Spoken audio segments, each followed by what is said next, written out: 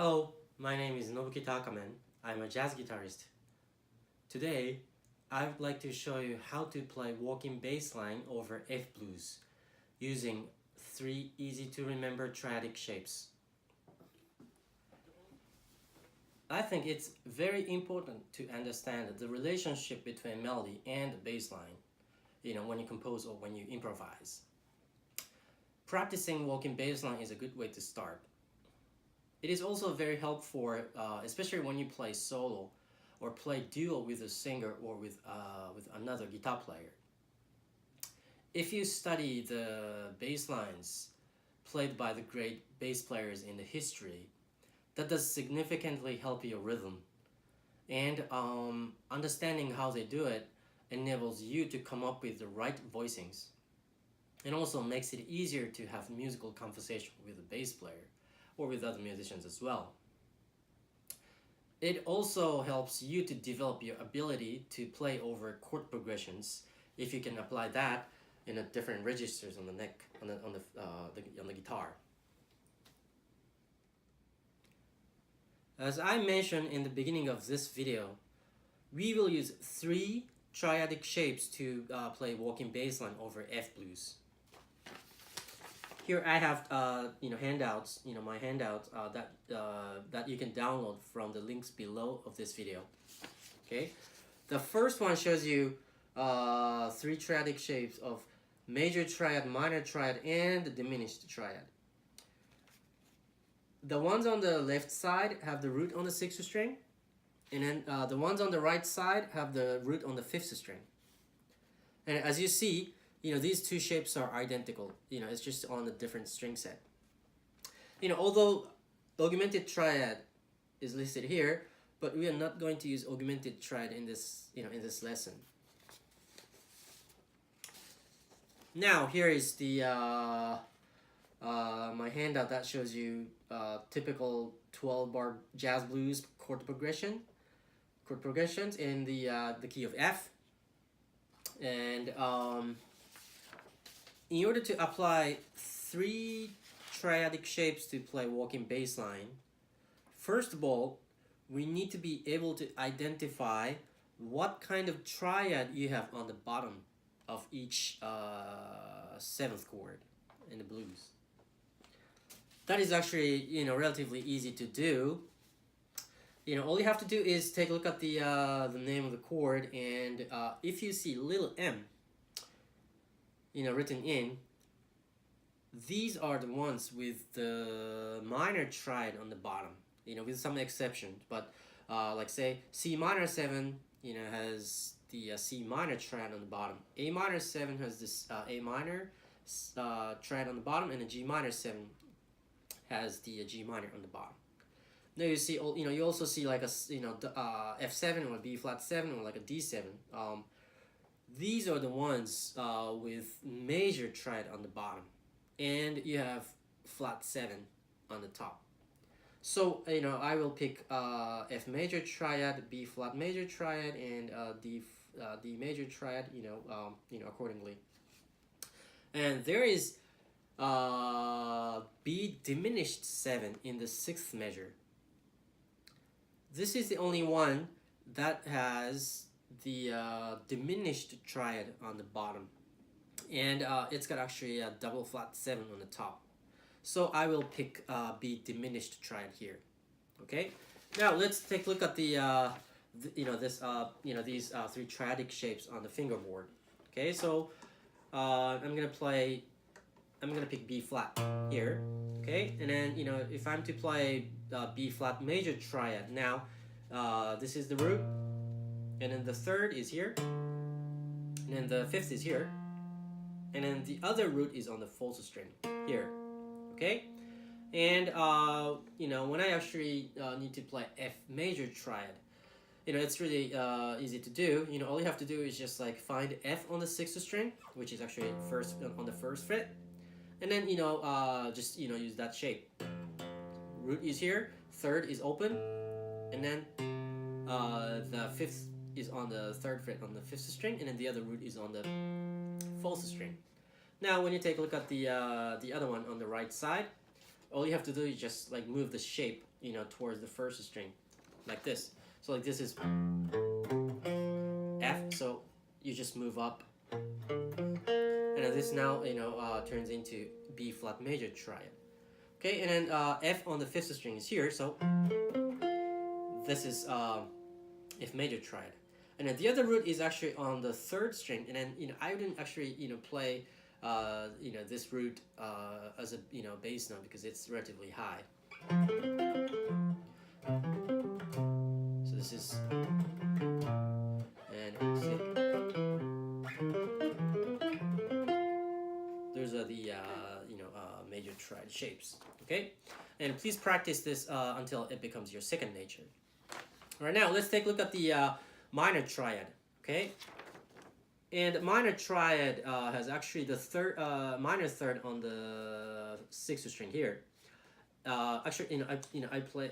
It's got a major third on the fifth string when you take a look at the major triad. But I did that.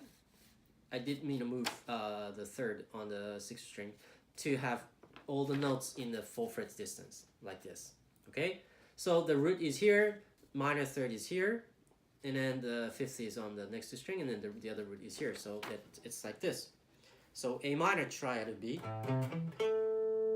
G minor triad, and G minor triad. The other position for G minor triad is here, A minor triad. Okay. And when you take a look at the minor triad and diminished triad, you'll notice that the difference between these two triads, is the kind of fifth. Minor triad has perfect fifth. Diminished triad has the flat fifth. So when you want to convert minor triad into diminished triad, all you have to do is just like lower the fifth. This is my A minor in triad, so now this becomes a diminished triad. G minor triad, G diminished triad. Okay, and in the F blues you have B diminished 7. So this is the one. This is the other one. Now let's apply these 3 shapes to play walking bass line over F blues. You can do like root third, fifth, third, or like a root third, fifth root, or something like that. And that'd be also great if you can connect last note of a previous chord to the first note of the next chord, like as smooth as possible. What I mean by as smooth is to connect these 2 notes possibly by half step or whole step, so that you have nice voice leading line. Anyway, here's the example.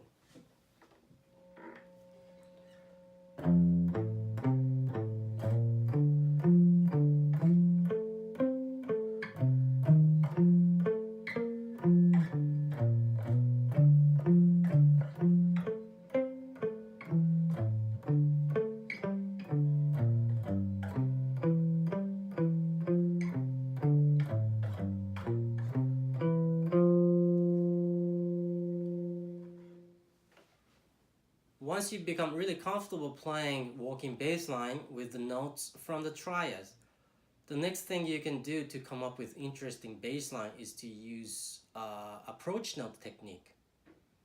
For this technique, we have a target note, and then approach to the target note by half step below. Like for instance, if you were to approach the root of F7, which is F, like half step below would be half step above, and you can also do 2 half steps below, 2 half steps above, and then 3 half steps below, or 3 half step above. like that. So F blues in 4/4 time. So you have 4 beats in each measure, right? With one approach note, you need to use the you need to play the approach note on the 4th beat, the last beat of each measure. So here you have F7, B flat 7, and F7. So you play notes from F major triad for 3 beats, and then use the approach note to go to B flat, and then notes from B flat major triad and an approach note to go back to F7. Okay, so this is the example. Okay.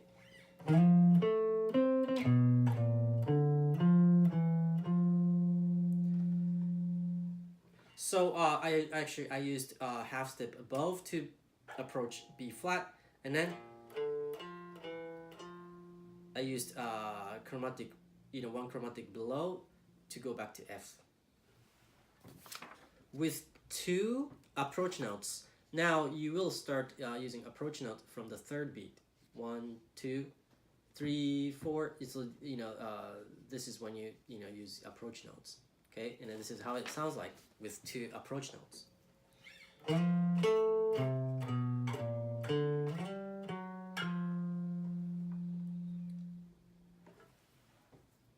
Lastly, with 3 approach notes, you play.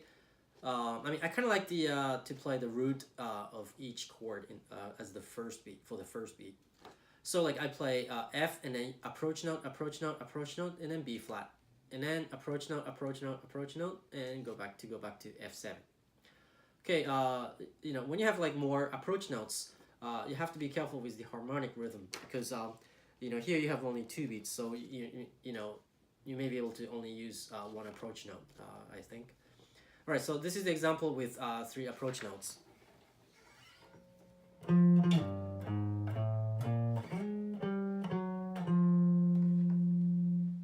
That's how it sounds like.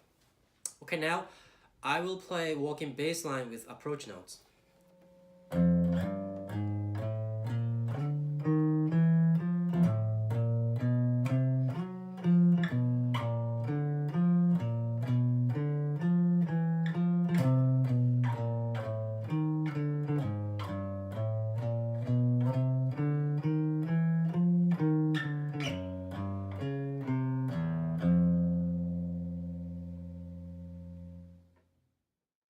So far, we've been focusing on using 3 triadic shapes. Actually, these 3 triadic shapes can be used to learn complete 7th chords, like dominant 7th chord or minor 7th chord, or like other chords. But in the blues, we have dominant 7 chords and also minor 7 chords and diminished 7 chords. So it's really simple, by adding different kinds of 7th, or like possibly 6th, you'll come up with complete chords, like dominant 7 chords. And on this handout, you see the root here, and all the 7th chords without major written in, these are minor 7th, or like flatted 7th, flat 7th. And the relationship between root and flat 7 is always whole step. So that the root is like, for instance, like F, root is here, so flat 7th is always whole step below. And then we have the other F, and then whole step below, this root is always flat 7. So here you wanna add flat 7th here, okay? And F7, B flat 7, C minor 7, all the chords except the B diminished 7th have flat 7. So all you have to do is to know that flat 7th is here and flat 7th is here, and flat 7th is down here and flat 7th is here. For B diminished 7th, B diminished 7 has root, flat, flat third, minor third, flat fifth, and double flatted 7 and root again. And a double flat 7 is 1.5 step below the root. And it's actually the same as the 6th, the double flat is 7 and 6, 6 are the same thing. But diminished 7 chord take the double flat is 7. So, you can just, you can find flat 7 by adding, flat 7 now, like whole step below the root. So,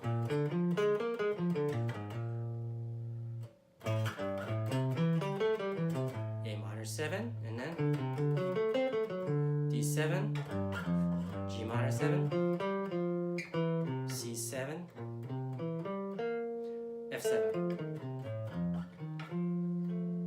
So this is really a great way to study not only notes from triads, but also notes from all the 7th chord. The last thing that I would like to show you in this video is to add shell voicing on top of walking bass line.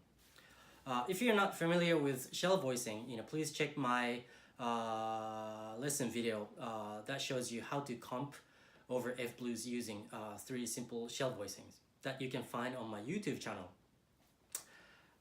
Shell voicing is something like that, like the voicing with 2 notes. And so, like, say if you have if you have a bass line like this,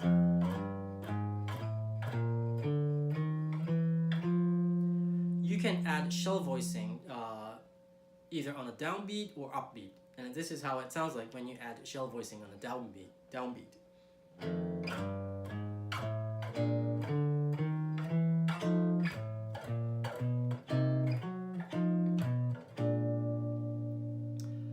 If you want to kind of add shell voicing on an upbeat to emphasize kind of like a swing, swing feel, this is how it sounds like.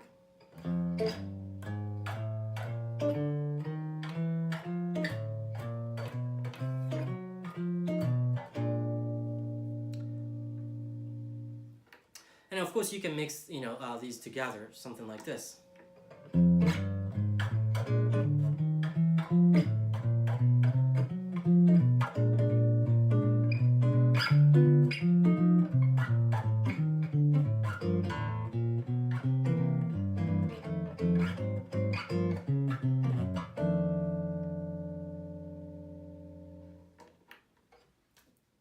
That's it for this video showing how to play walking bass line using 3 simple triadic shapes.